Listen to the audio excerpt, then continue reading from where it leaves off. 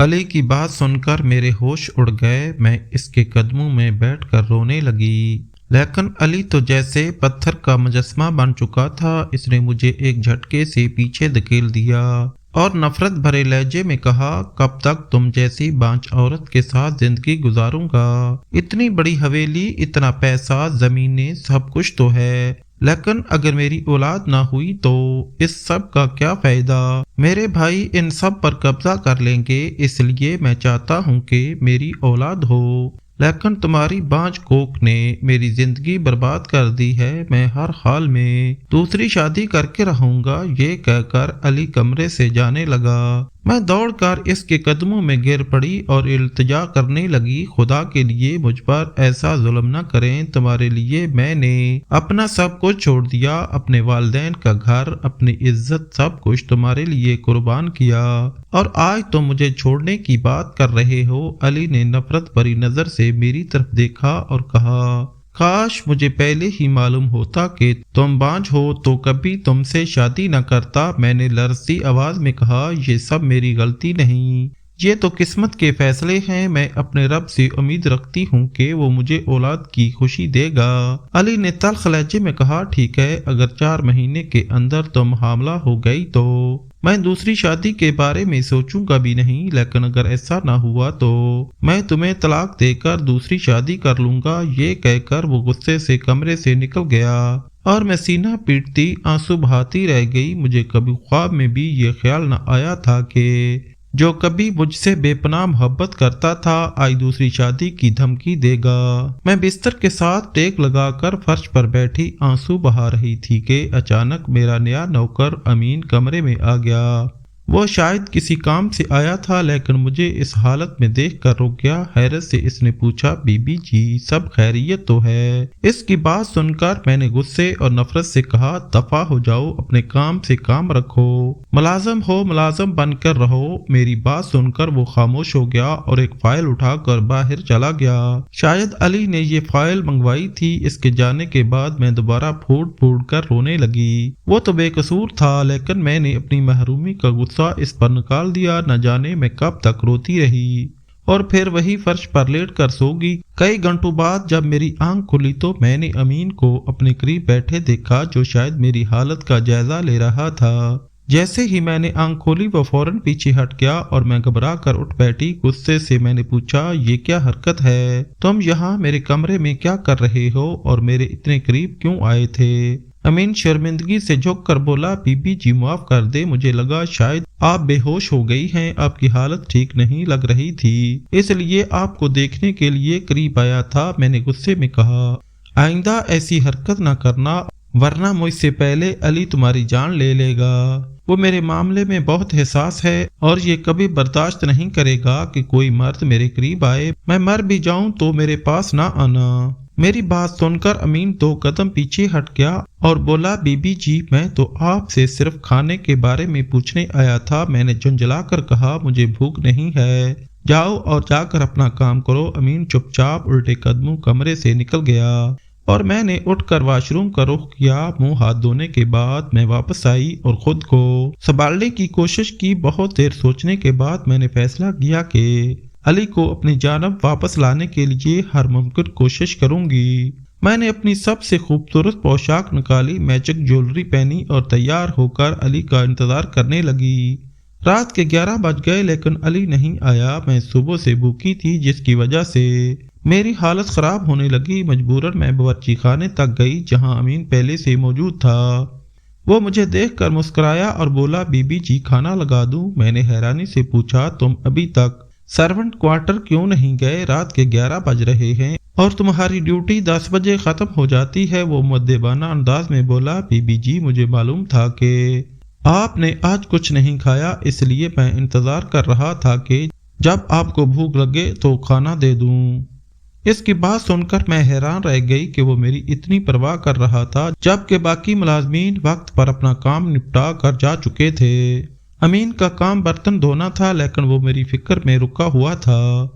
میں نے دھیرے سے کہا، ٹھیک ہے کھانا لگا دو۔ امین نے جلدی سے کھانا گرم کیا اور ڈائننگ ٹیبل پر لگا دیا۔ میں نے اسے کہا کہ وہ جا سکتا ہے لیکن اس نے انکار کر دیا اور ایک طرف کھڑا رہا۔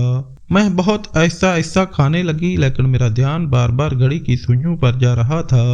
مجھے علی کی غیر موجودگی کھٹک رہی تھی اور آخر کار میں نے اسے فون کر دیا۔ کافی دیر بیل بجنے کے بعد فون کسی عورت نے اٹھایا۔ میں نے حیرت سے پوچھا، آپ کون ہیں اور علی کہاں ہے؟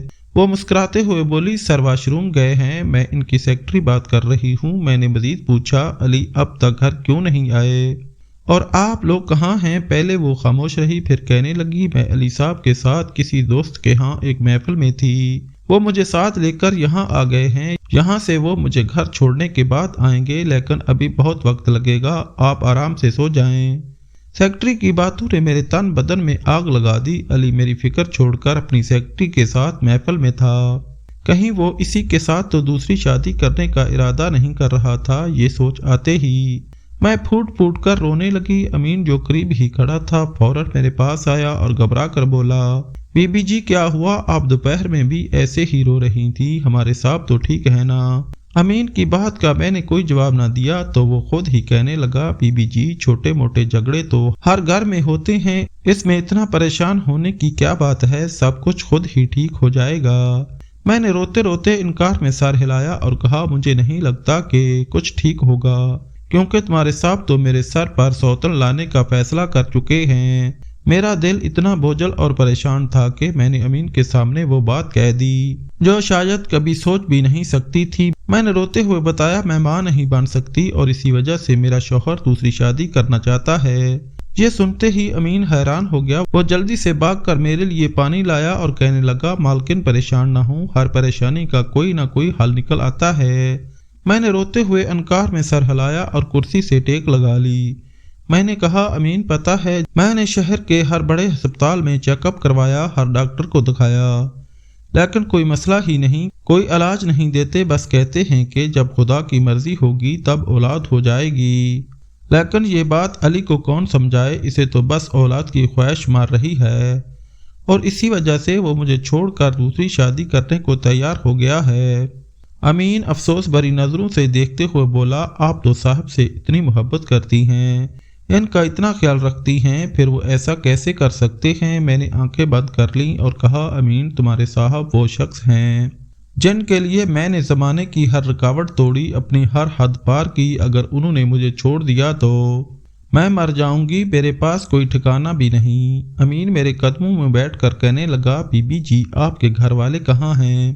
گھر والوں کا ذکر سنتے ہی میری آنکھوں سے آنسو ٹپکنے لگے اور ماضی کے لمحے میری نظروں کے سامنے گھومنے لگے۔ میں اپنے والدین کی اکلوتی بیٹی تھی، میرے والدین مجھ سے بے حد محبت کرتے تھے، میری خاطر انہوں نے اپنی ہر خواہش قربان کر دی، انہوں نے مجھے شہر کے سب سے بڑے اسکول میں داخلہ دلایا، میرے منہ سے نکلی ہر فرمائش کو میرے بابا چٹکی بجا کر پوری کر دیتے تھے، انہوں نے کبھی نہیں کہا کہ ہم مڈل کلاس لوگ ہیں، تمہاری بڑی بڑی فرمائشیں کیسے پوری کریں، بس میرے منہ سے لفظ نکلتا اور وہ اسے حرف آخر مان لیتے۔ ایسے ہی میں جوان ہوئی اور شہر کے بڑے کالج میں داخلہ لیا، وہیں میری ملاقات علی سے ہوئی۔ علی کالج میں پڑھتا نہیں تھا بلکہ باہر آ کر کھڑا ہوتا تھا، کیونکہ اس کے کچھ دوست وہاں پڑھتے تھے۔ علی نے مجھے پہلی بار کالج کے باہر ہی دیکھا تھا اور وہیں سے میرا پیچھا شروع کر دیا۔ اس کی بڑی سی گاڑی، خوبصورت لباس اور سیاہ آنکھوں نے مجھے دیوانہ بنا دیا۔ پھر جب اس نے بار بار محبت کا اظہار کیا تو مجھے پتہ ہی نہ چلا کہ کب میں اس کی محبت میں گرفتار ہوگی۔ مجھے علی سے بے پناہ محبت ہو گئی تھی، میں کسی طرح اسے اپنا بنانا چاہتی تھی۔ آخر کار میرے کہنے پر علی نے میرے لیے رشتہ بھیجا، لیکن میری حیرت کی انتہا نہ رہی جب میرے والد نے اس رشتے کو قبول کرنے سے صاف انکار کر دیا۔ میں نے اپنے والد صاحب کو بتایا کہ میں علی کو پسند کرتی ہوں، لیکن اس کے باوجود بابا نے انکار کر دیا۔ وہ کہنے لگے، وہ ایک بڑے زمیندار کا بیٹا ہے، بہت پیسے والا ہے اور ایسے لوگ کسی ایک عورت کے ساتھ زیادہ عرصہ نہیں رہتے، خاص طور پر وہ جس خاندان سے تعلق رکھتا ہے وہاں تو عورتوں کو جلدی بدل دیا جاتا ہے۔ علی ایک شادی خاندان میں ضرور کرے گا اور پھر خاندان سے باہر جتنی بھی شادیاں کرے اس کا کوئی حساب نہیں۔ بابا کی یہ بات سن کر میں دنگ رہ گئی۔ میں نے کہا، ضروری تو نہیں بابا کہ ہر مرد ایسا کرے، وہ ذمہ دار ہے یہ مانتی ہوں، بہت پیسے والا ہے، لیکن وہ مجھ سے محبت بھی تو کرتا ہے۔ میری بات سن کر بابا مسکرائے اور کہنے لگے، تم ان لوگوں کو نہیں جانتی، ان کے خاندان میں اپنے بچوں کی ایک شادی خاندان میں کروانا روایت ہے، چاہے تمہیں پتہ چلے یا نہ چلے، لیکن ایسا ضرور ہوگا اور اس دن تم بہت پچھتاؤ گی۔ بابا نے صاف انکار کر دیا کہ وہ میری شادی علی سے نہیں کروائیں گے۔ جب یہ بات علی کو معلوم ہوئی تو اس نے خوب ہنگامہ کیا اور کہا، میں تم سے ہی شادی کروں گا، خاندان میں میری کسی سے شادی نہیں ہوئی اور نہ ہوگی، میری بیوی صرف تم بنو گی۔ علی کے اس عزم نے مجھے مجبور کر دیا کہ میں اپنی ضد پر قائم رہوں۔ آخر کار میں نے فیصلہ کر لیا کہ شادی کر کے اپنے والد کو بتاؤں گی۔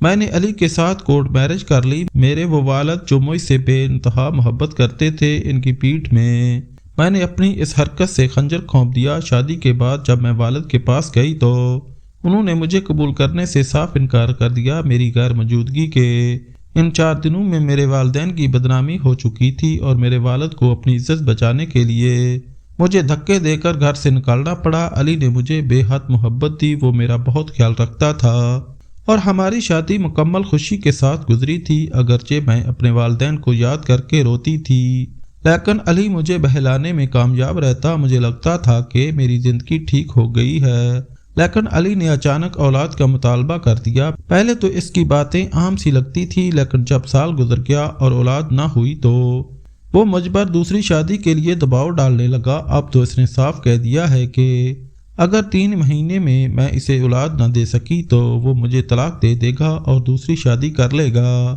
اس کی یہ بات سن کر میرا دل ٹوٹ گیا۔ میں مرنے کو تیار تھی، لیکن یہ سب سہنے کو نہیں۔ امین کے سامنے اپنے دکھ بیان کرتے ہوئے میرے آنسو بہتے جا رہے تھے۔ وہ خاموشی سے سب سن رہا تھا۔ میری بات مکمل ہونے پر وہ آہستگی سے بولا، بی بی جی، اس مسئلے کا حل میرے پاس ہے، اگر آپ چاہیں تو آپ کو اولاد ہو سکتی ہے۔ یہ سن کر میں چونک اٹھی۔ میں نے بے اختیار کہا، بتاؤ امین، کیا حل ہے؟ میں کچھ بھی کرنے کو تیار ہوں۔ میں نے ڈاکٹروں سے علاج کروایا، دم درود کروایا، لیکن کہیں سے بھی کوئی خوشی نہ ملی۔ امین کہنے لگا، بی بی جی، یہ آپ مجھ پر چھوڑ دیں، کل تک آپ کا یہ مسئلہ حل ہو جائے گا۔ اس سے پہلے کہ میں کچھ اور سوال کرتی، علی کی گاڑی کا ہارن سنائی دیا۔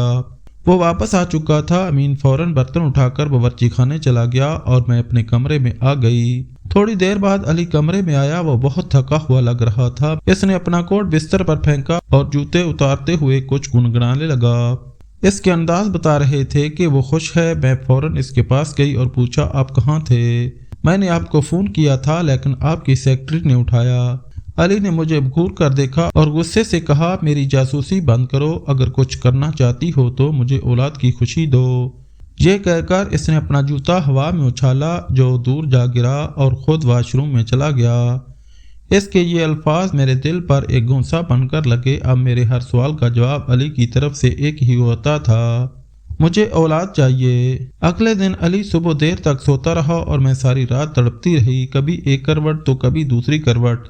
دل اور دماغ میں یہی چل رہا تھا کہ آگے اب کیا ہوگا؟ کیا علی اپنی سیکرٹری سے شادی کر لے گا یا وہ کسی اور کو میرے سر پر سوتن بنا کر لے آئے گا؟ اور اگر ساتھ ہی وہ مجھے طلاق دے دیتا تو میں کہاں جاتی؟ مجھے ایک پل کا چین نہیں آ رہا تھا۔ مجھے انتظار تھا کہ کب علی دوبارہ اپنے کام پر جائے اور میں امین سے وہ طریقہ پوچھوں جس سے مجھے اولاد مل جائے۔ پھر دوپہر کے 2 بجے کے قریب علی نے گھر چھوڑ دیا۔ وہ دفتر کے لیے نکل گیا تو میں فوراً امین کے پاس پہنچی اور کہا، مجھے وہ طریقہ بتاؤ جس سے میں ماں بن سکتی ہوں۔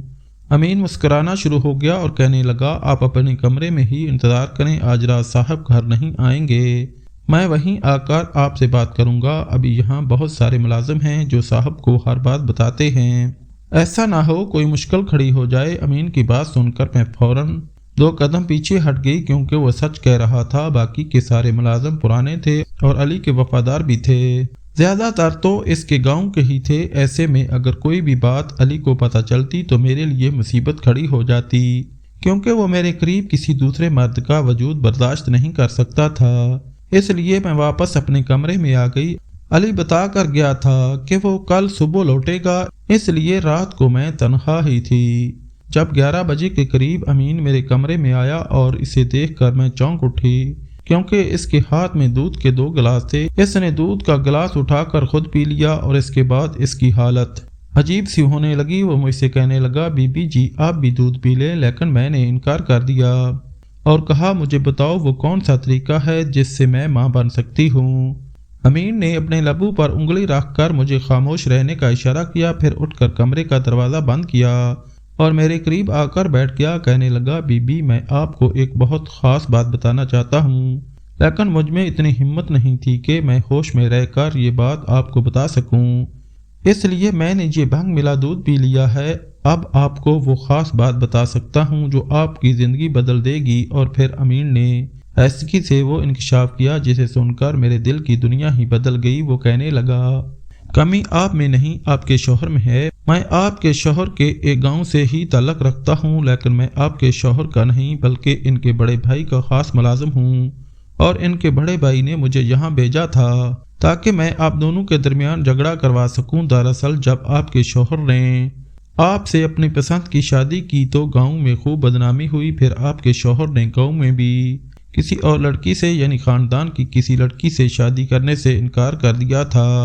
جس کی وجہ سے آپ کے شوہر یعنی علی کے بڑے بھائی نے ان سے اپنا تعلق ختم کر دیا۔ لیکن اندر ہی اندر وہ چاہتے تھے کہ علی دوبارہ سے ان کے ساتھ جڑ جائے، کیونکہ زمینداری کا معاملہ تھا، زمینیں سارے بھائیوں کی سانجھی تھی، اس لیے وہ آپس میں کوئی لڑائی جھگڑا نہیں چاہتے تھے۔ کافی عرصہ تک وہ علی صاحب کو اس بات کے لیے راضی کرتے رہے کہ وہ کسی طرح آپ کو چھوڑ دیں، لیکن جب علی صاحب نہ مانے تو انہوں نے مجھے یہاں بھیجا تاکہ میں آپ دونوں کے درمیان غلط فہمیاں پیدا کروں۔ میں جوان تھا، خوبصورت تھا، اس لیے میرے مالک نے کہا تھا کہ اگر تم جا کر علی کی بیوی کو قابو میں کر لو تو وہ خود ہی اپنی بیوی کو طلاق دے دے گا، کیونکہ وہ ایک غیرت مند مرد ہے۔ میں اسی ارادے سے اس گھر میں آیا تھا، لیکن یہاں آ کر جب میں نے آپ کو روتے ہوئے دیکھا، آپ کے اور صاحب کے درمیان کشمکش دیکھی، تو میں خود پریشان ہو گیا کہ آپ دونوں کے درمیان تو وہ محبت تھی ہی نہیں جس کے قصے میں نے گاؤں میں سنے تھے۔